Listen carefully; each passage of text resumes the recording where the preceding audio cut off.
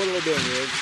Well, so as they line up here for the start, ideally they would be setting up with with some distance to leeward of them, so they have a hole that they can drive off into. As the boats line up here, ideally you wouldn't line up too early. You'd approach on port and tack underneath boats, as one style. You'd leave a nice hole to leeward. You'd try to tuck up as close to the boat to weather as you can. Shoot this up in here. I just want to make a comment about that. So we're just about coming up on 2 minutes here to the start, and we have everybody up to weather of the committee boat, up to weather of the lay line of the committee boat. Whether it's a weather end favored or not, that's a very dangerous place to be, because anybody that tacks underneath it can close the door on you.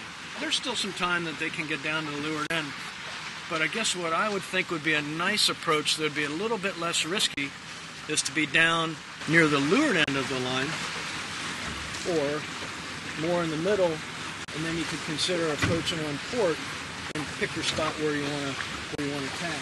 Mm-hmm. But being to weather the committee boat. Okay, now if we look at LMSSA 2 here, he's doing a nice port tack approach. Mm-hmm. That seems pretty cool. He's coming up on 1 minute. So let's say it's a good square line. There's 1 minute. Square line, maybe weather end favored. He now has the ability to tack underneath the boats that are approaching from above the committee boat. Yeah. And there's still a huge crowd down there. That's a huge crowd, and all those guys have basically eliminated their options. Yes. These guys here... They're all barging. Exactly. They're all barging, and they all are in a real dangerous spot. There, that's textbook style LMSA 2. Yep. Now, if he wanted to be a little more aggressive, he could have pushed it in there a little farther and shut those guys out. But I think what he did is perfect, because there's going to be a big pile at the committee boat. It's going to be hard to get out of there. So now this would be a good time for him to head up and stay. Well, now he is lined up for a really nice start. As long as he keeps it up. He headed up and got himself some room to leeward, didn't he? He did. As long as he keeps himself off to that 56.73, which I think he is, he's going to be in great shape. There he goes. That was like a textbook start there. If you were going to be critical, you might say it might be a little nicer for him to be pushed up to the boats to weather, so he'd have more of a gap. Yeah. But he had the hammer down, he was going fast, and he did a really nice job. Yep. But if you kind of look here, if we kind of pan up to the boats at the weather end and then look at the boats at the leeward end, it's hard to tell who actually nailed it, but it sure feels like the boats in the middle, to me, have all the options. They can tack, they can keep the speed up.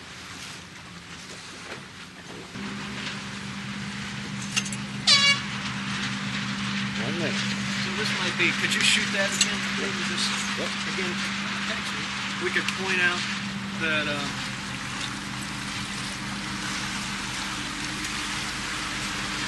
again, we got a lot of boats to the weather of the committee boat. And again, it's dangerous. It's tough for these boats up here to get into a good spot. Even if they wanted to be at the committee boat, they're in a dangerous spot. Much more strung out along the line this time. Yeah.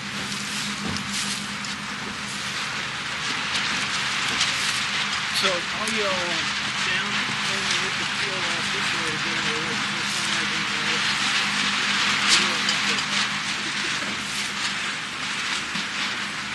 Trying to give me a little bit of warning. Very good guys setting up. I think, again, they're right in the middle of the line, which looks real. Both of this is really good. There goes the start. So maybe if we could...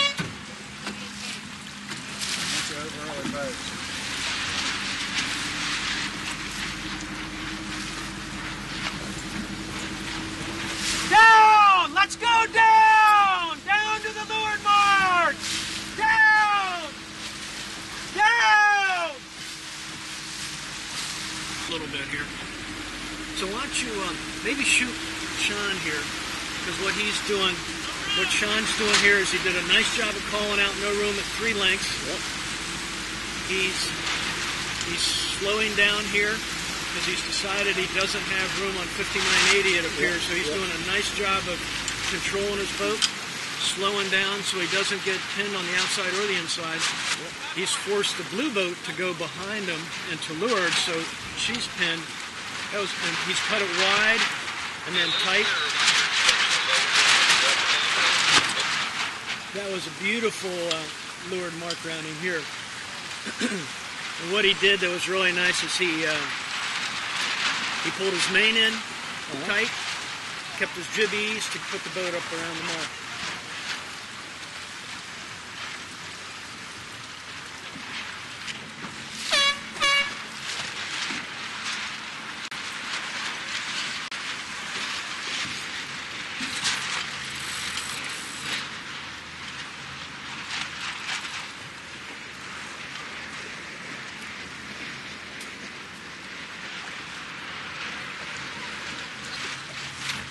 So again, Dave, I can't, actually, are you on now? Yeah. So if I could say, I can't help myself. I just got a comment. Where these boats are is a very dangerous spot because if the breeze lightened up, if a boat tacked underneath them, they could be in a spot where they'd be shut out. And in a bigger fleet, it'd be a really dangerous approach. Whereas approaching on port and then tacking underneath the fleet is a much better idea. Look at Sean here in 5171 holding up the gang. Yep. He's in control there. And what he's doing that's smart there, if you look at him, he's letting that boat go over the top of him. So now he has a very clean lane. Yep. Very smart move. As long as he's not over. Yeah, right.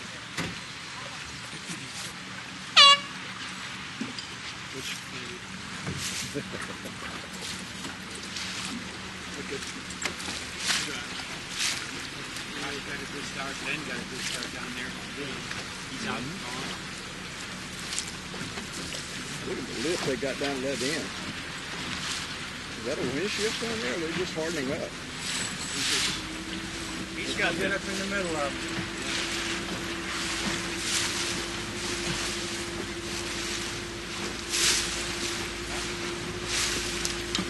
Go ahead and bring him back, guys.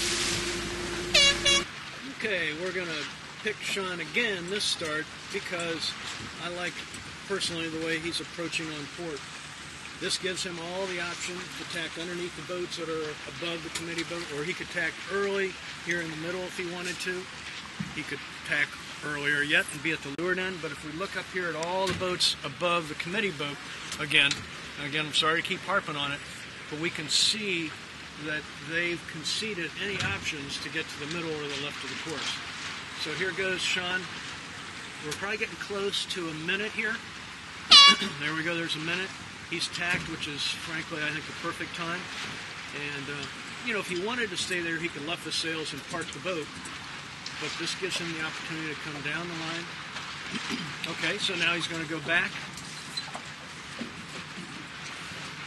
And try tack underneath. And he somehow think the committee vote is the end to start at this time? It must be that this is favored. Obviously, it's hard for us to tell. So he's now within 30 seconds, but he's still okay as long as he gets his speed up and gets rolling here. So you can picture here, if he wanted to be a little more aggressive and a little meaner, he could have pushed himself up closer, and before those guys got into the committee vote area there, he could have shut them out. He's got a bunch of boats stacked up. He's doing a nice job of holding them off. As long as he gets his speed up in time, he's done a really nice job of getting the boat. So, again, what might have happened there is maybe been a little bit closer and pushed up a little bit more to him to hold him back a little bit earlier. Take control of those boats to weather. Yep.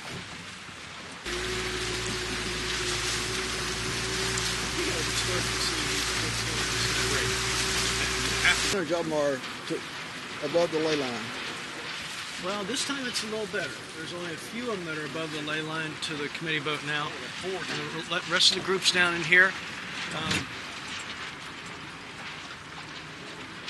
You can But you see, when you look at this, there's clumps of boats, and if you can avoid the clumps, you'll be able to punch out and have better speed and have more control of your lane when you want to accelerate.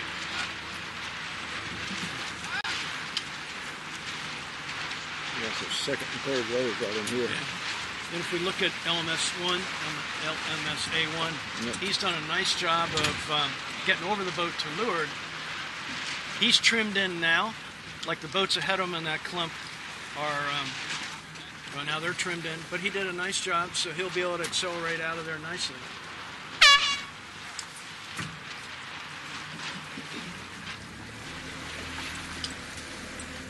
Get out of the way, guys. Yeah, so we'll yell here.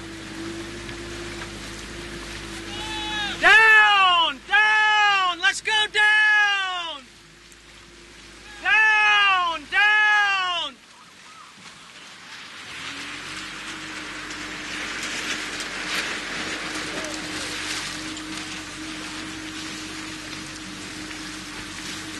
This is good stuff. Thanks, you guys. Good.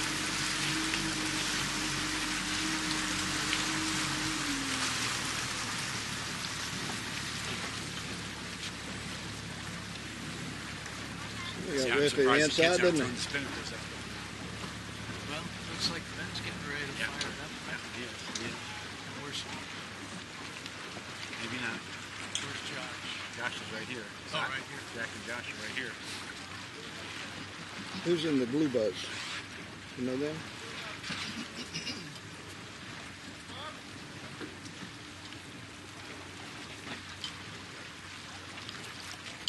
Maybe we could then maybe head out this way just to give her a little clear further forward. You know, with three people, it's a little trickier, but you can see how the bow's out, and you can and her stern's dragging a little bit.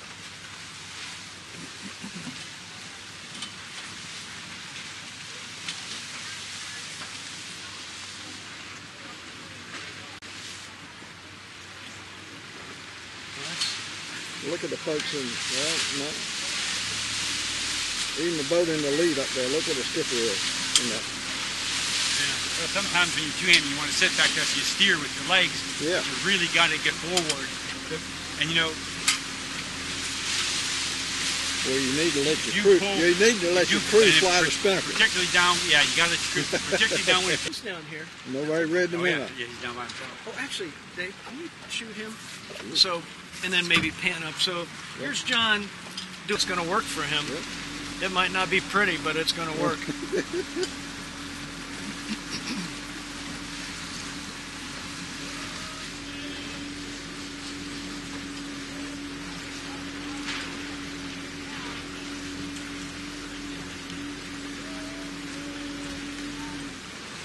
That was a great rounding.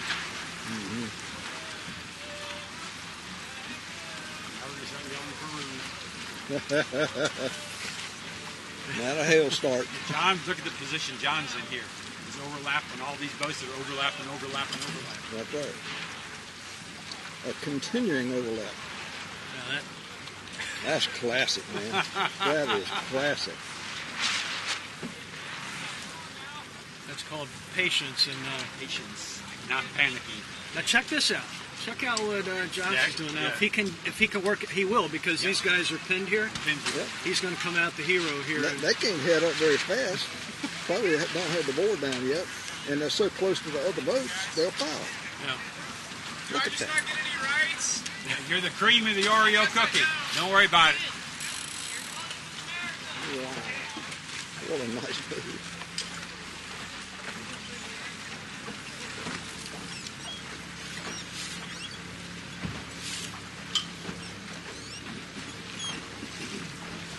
He's the lead boat up in that pack right there. Actually, do you mind